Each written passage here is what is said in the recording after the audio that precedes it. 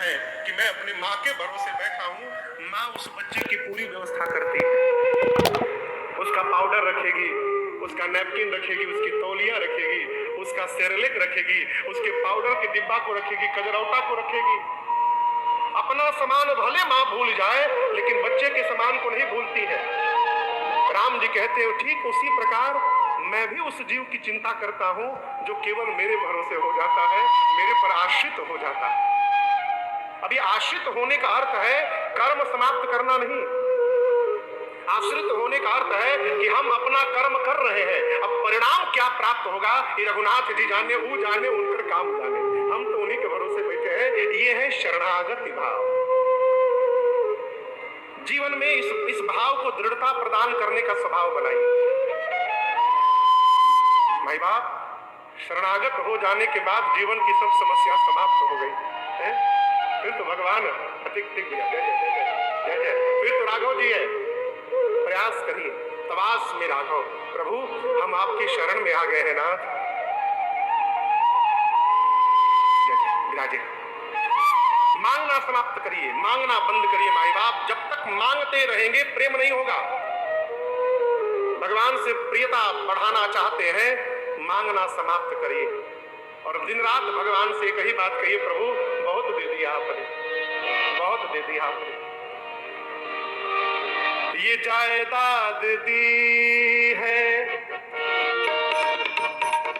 ये औलाद दी है, ये जायदाद दी है, ये औलाद दी है। मुसीबत में तुमने ही इमदाद दी है, मुसीबत में तुमने ही इमदाद दी है। तेरा ही दिया मैंने खाया पिया है, तेरा ही दिया मैंने खाया पिया है। तेरा शुक्रिया है, तेरा शुक्रिया है, तेरा शुक्रिया है, तेरा शुक्रिया है। मुझे तूने मालिक बहुत दे दिया है, मुझे तूने मालिक बहुत दे दिया है। तेरा शुक्रिया है, तेरा शुक्रिया है, तेरा शुक्रिया है, तेरा शुक्रिया है। भरद्वाज जी कहते प्रभु आपके चरणों में सहज प्रेम हो जाए नाथ। क्यों? जब तक प्रेम नहीं है सब कुछ किया हुआ व्यर्थ है। भरद्वाज जी कहते प्रभु कर्म वचन मन छाड़ी छल, जब लगी जनन तुम्हार, तब लगी सुख सपने हो नहीं, किए कोटि उपचार। कहते प्रभु कर्म से, वचन से और मन से, मनसा वाचा कर्मणा, तीनों प्रकार से जीव जब तक छल न समाप्त करे। छल बुझाता, छल छल मन का, हाँ? छल मने जौन बानी तौन लौकत नहीं खी, और जौन लौकत नहीं तौन हई ना, कि छल है। हो कपट मृग तुम छल कारी।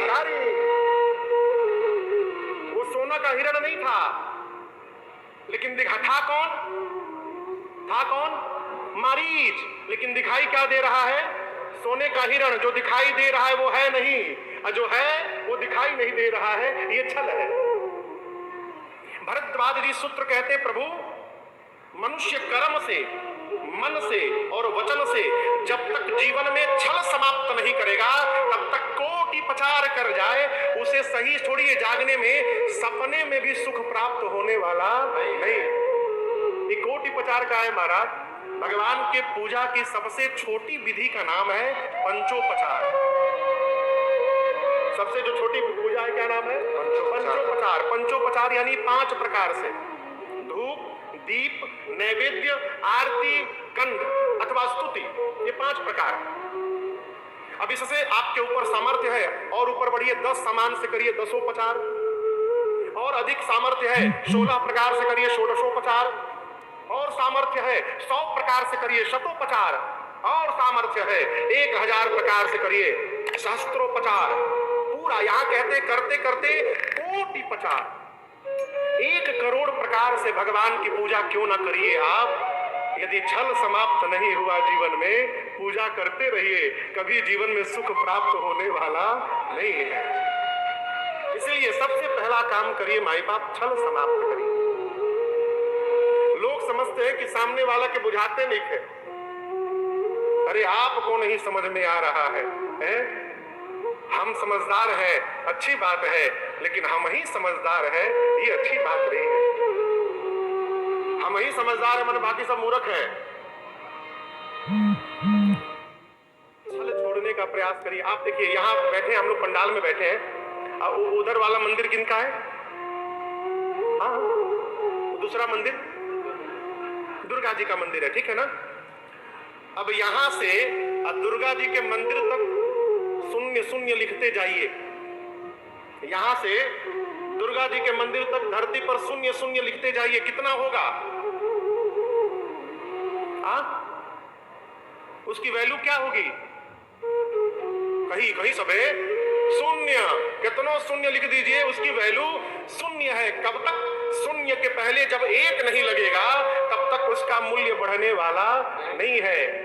1 लगा दीजिए, 1 के बाद 1 0 लगाइए, सीधे 10 गुना, दूसरा 0 लगाइए 100 गुना, तीसरा लगाइए 1000 गुना। जैसे जैसे 0 लगाएंगे ये 10-10 गुना बढ़ता जाएगा। अब इसको समझिए, 1 क्या है?